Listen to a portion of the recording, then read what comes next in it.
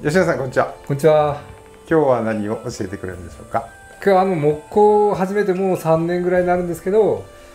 いろんな人の、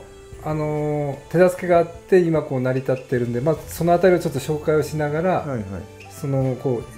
今の方向性っていうか、木工の気心の方向性みたいなのを話そうかなと思ってるところです。よろしくお願いします。お願いします。今は梅雨時でちょっと日中暑くて、もう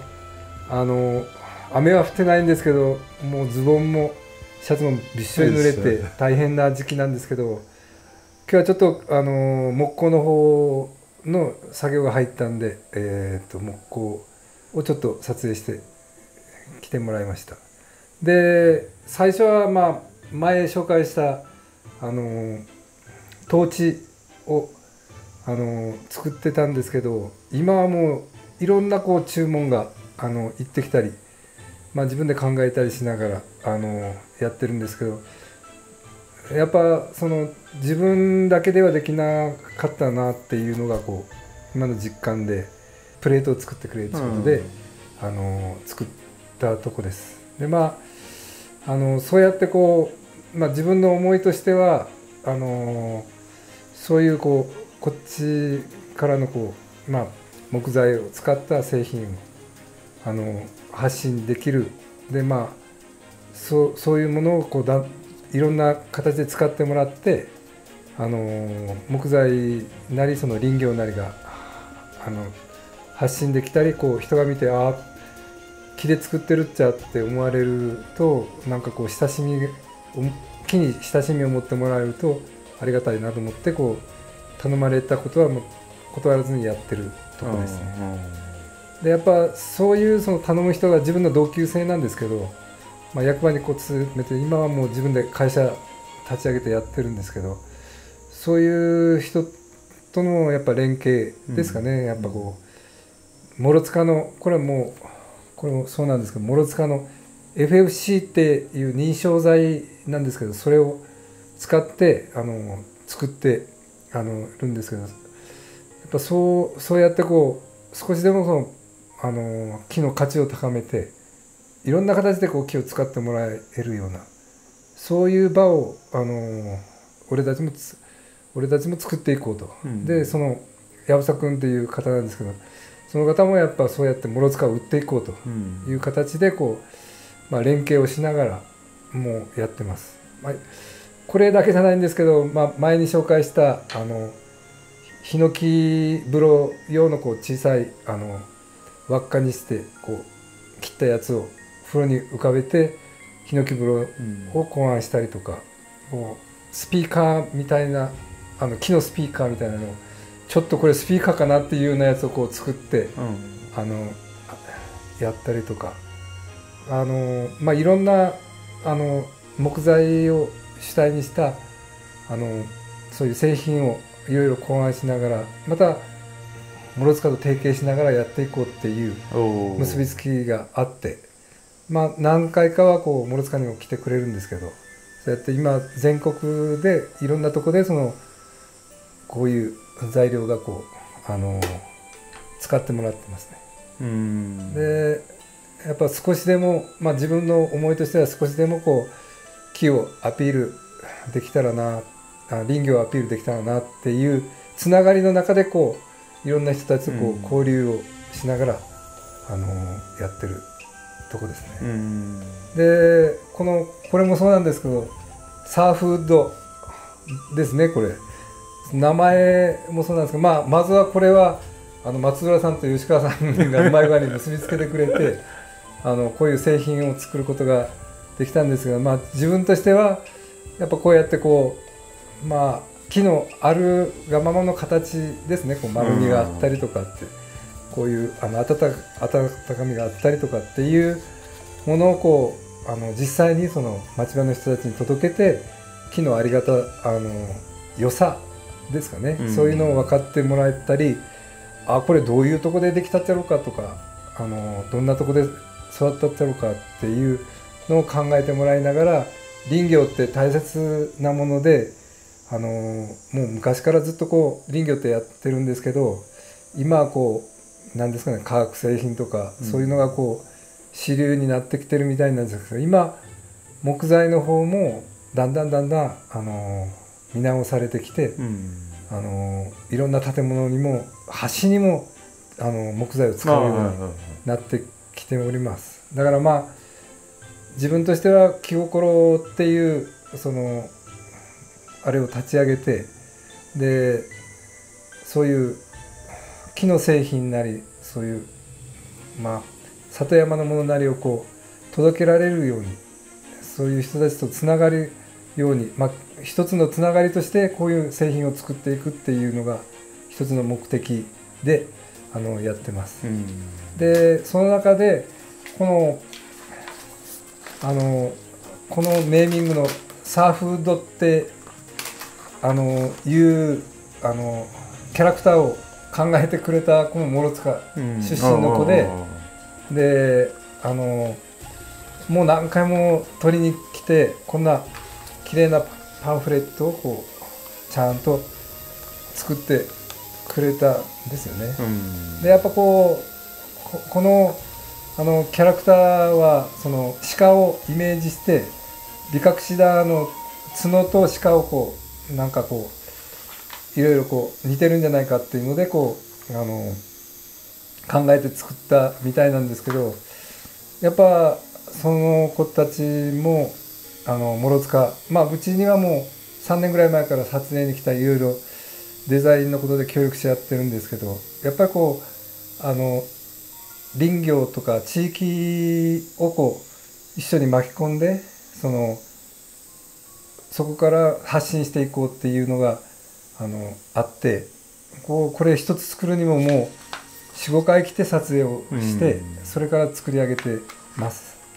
でそんなこう仲間たちが自分にはこういるんで、自分たちにはこうできないこと、こういうデザインなんかできるわけないんですけど、そういう人たちとこうつながりながらいろいろな製品が出来上がっていくっていうか、そういう意味では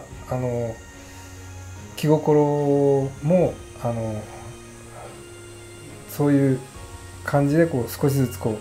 変わっていくし、自分ができなかったことを、吉川さんと松浦さんにも知り合ったのもそうなんですけど、できなかったことがこうだんだんこう人とつながりながらこう広がっていくっていう、気心もそうなんですけど、こう人とつながる、いろんな人とつながって、そして最終的にはこう都会の人たちとつながって、で都会の人たちが林業の思いをどんなとこに住んどっちゃうかとか、どういうとこで育っとっちゃうかっていう思いを持ってくれるだけでもう自分たちはもうありがたいかなと思ってるところです。で確かにこう今、こっちあたりは特にそうなんですけど、こう人口が減ってきて、だんだんこう地域的にもこう大変な時代になってきてるんですけど、でも都会の人たちがこう一緒になってこう地域もで自分たちも届けられるようなものはこう都会に届けて、なんか一緒にこうつながってこう維持していく続けていけるっていう、そういうものが気心、木工でもそうなんですけど林業もそうなんですけど、できていけば地域なり里山はもっともっと生かされてくるんじゃないかなと思ってるところです。でなかなかこう簡単にはいかないんですけど、今回吉川さんっていう強い味方ができましたので強い方が分かんないですけどね。強い味方ができましたので、吉川さんもそのお金とかじゃなくてやっぱ地域を守っていかないかんと、で思いを届けていかないかんって、都会の人たちとつながりを持って、その不確定じゃなくて確実なものをこう作っていきさえすれば、これからはそのつながっていったり商品が売れていくよっていう話をしてくれるんで、自分たちもなんかそういう思いが通じる場所が見つけられたんじゃないかなと思ってるところです。これからもまだその走り出しですけど、いろんな商品を作りながら地域から里山から発信できればと思ってるところです。あれ一つ聞きたいんですけど、はいはい、これをデザインしてくれた子、うん、まだ若いですよね。そうなんですよ。あの子はなんか教え子だっていうふうに聞いたんですけど。そう、空手の教え子、空手を自分はもうずっと子供たちを何年か120人ぐらいかな教えがいるんですけど、今はもう辞めてるんですけど、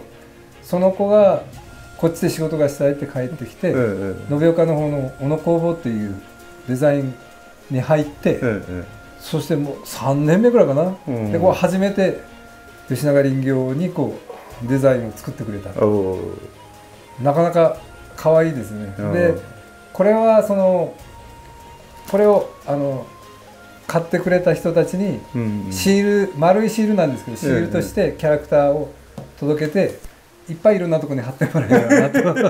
と思ってるところですね。はいはい、それ可愛い教え子が作ってくれたキャラクターでシールができたので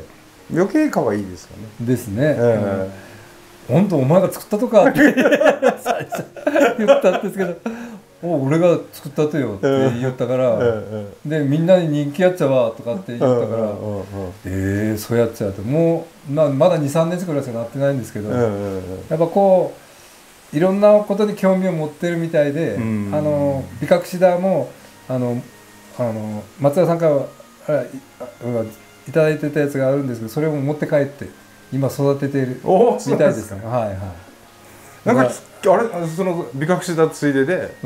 その専務が役場に持ってった話も聞いたんですけど。はいはい。役場の方にも今諸塚村の役場の方に展示してますね。だからそれでちょっとずついろんな人がつながっていい感じになっていけば、まあ一番いいですよね。そうですね。人はこう少ないくてこうあれなんですけど、やっぱそうやってこう確実にこうつながって、それからこう伸びていくっていうか離れないっていうか、で前向きな人たちが多いんで、そういう感じでまあこんな遠い田舎なんですけど、まあこの前もこう手紙なんかをもらって、ありがたかったんですけど、やっぱそうやってこう見てくれる人たちが俺はよし頑張ろうかなっていう気になってきますんで、でまたそういう機会にまたいろんな人と知り合いながら、ぜひまあ機会があればその諸塚にも来てもらえると面白いかなと。まあいずれ先の話になるんですけど、そういう感じでこうつながってくると、もっとこう地域のことも分かってもらえるし、良さも分かってもらえるんじゃないかなと思ってるところです。これもやっぱデザインの小野工房さん、これは社長の娘さんなんですけどね、2年ぐらい前に撮影に来てもらって、自分で直接販売をしたいなと思ってやったら、もうこういうパッケージを作ってくれて、標高600の600メートルのお茶っていう、まあ今出してるんですけど、こういうのもこうちゃんと手伝ってくれて、ちゃんと考えてくれて、こういうパッケージを作ってくれてます。結構いいんですよねこれ。センスがあるかなと思うんですけどね。でそのお茶を買ってくださった方が、連絡くださいまして、でYouTube を見ながらお茶を飲みますと。吉永さんがやってる作業動画を見ながらお茶を飲ませていただきますってことでした。本当ですか。ありがとうございます。確実にファンはいますので。はいはい。最初に飲んでいただいたり、使ってもらったりすることがありがたいなと。同じ空気を味わってるような感じ。そう。いやその電話くださった方がそういう感じでおっしゃってました。で機会があればぜひ諸塚にもっていう、そういう機会をすぐにはできないかもしれないけど、徐々にそういうツアーかなんかをやると面白いかなとそうですね思ってます。イタリアに旅行に行った時にはもうそのレシートから FFC って書いてますわ。でやっぱそういう木を使ってレシートもそうやってこうちゃんと木の木で製品化して作ってますよって、木を大事に育てますよっていう感じですかね。で審査がやっぱ海外があれなんですけど元なんですが、日本にもそういう機関があって、こうずっと調査をして認められるか認められないかっていうのをずっと調べてある。簡単には取れないんですよ。で損で取ったのは日本で初めてですね、諸塚 FFC は、はいはい、認証 FFC 認証剤とかって言われてますね。だから、適切にその管理されて育てられてますよっていう感じですね。じゃあ諸塚村の杉っていうだけでもうそこをクリアしてるってことですね。そうですね、はいはい、で作ったこのプレート、はいはいですね。これは隈研吾さんって、はい、建築家がいるんですけど、その方が考案した積み木がこんな形であるんですけど、ネームプレート作ってるんですけど、これを諸塚での生産ができないかということでいろいろ検討して、今それをやってますね。この積み木はルーブル美術館、はい、あそこにも展示されたですね。もう去年ぐらいで大きいやつをですね、で海外でもやっぱ販売をしてますね。隈研吾さんはもう世界の建築家が世界を飛び回ってますからね。そうですね、有名ですからね。はいはい。だからまあそういう人、隈研吾さんもその林業のことに関してはものすごく思いがあってですよ、木を使った建築物をっていうのがその頭にあるみたいですね。だからまあ木を使っていろんなものを作って建物を作るっていうのが原点で、まあいろんな建物を作ってるんでしょうけど、そういう原点としてはその諸塚にも合ってる人なのかなと思ってるんですけど、まあこの前ちょっとそこの吉宮っていうとこでその植樹を千年の森を作ろうという植樹をしたんですけど、モアツリーズっていう団体がいろいろ企業から資金を集めてもらって、その千年の森をこの前その植樹をしたんですけど、その代表に前はその坂本龍一さんがなってたんですけど、亡くなられて今は隈研吾さんがなってるとこです。だからまあ機会があればまたこっちの方に来てもらって講演なりすると面白いんじゃないかなと思ってるんですけど。今ちらっと出た坂本龍一さん、もし植樹に来られたんですよね、諸塚には来てまあ立岩の方なんですけど、あっちの方で植樹をして、そして子供たちにピアノを聴かせて、でしいたけ狩りをして、で来たですね、最初何年5年ぐらい前かな、5、6年前かな。そのゆかりがあって千年の森に坂本龍一さんの木も植えられた。はいはいですね。いろいろ世界的に俺さっきちらっと聞き逃さなかったんですけど、話に戻ってイタリアに行ったんですか？イタリアちょっと行ってきた。なんですかちょっと行くところじゃないですけど、イタリアはその森とか伐採研究ですか？っていうかまあドイツが大体林業の発祥の地ですよね。フランスじゃなくてドイツ？フランス、ドイツなんですけど、イタリアはもう水がないんですよ。その山がなだらかいかな、かな。でその水の代わりにこうなんですかね、炭酸水がいってますが、でまあワインとかああいうの飲んでるっていいかな、そっちの方がと思ったりもするそういう感じであそこはその木じゃなくてそのレンガなんですよね。で家を作ってるので、町の方もそうなんですけど、石のレンガでずっとその家を建てるんじゃなくて、建てた家をどんどんリフォームするんですよ。だからその家代を払わなくていい、そういう家にお金をかけないっていう感じだったですね。そうイタリアはあまり立ち木がないんですか？木はあるんですけど、やっぱ気候的なものもあるのかな。水がやっぱあんまりこう綺麗じゃないですね。あんまり言うといけないんですけどだからそんな感じで石畳も多くて、昔からのあれで、まあそこにちょっと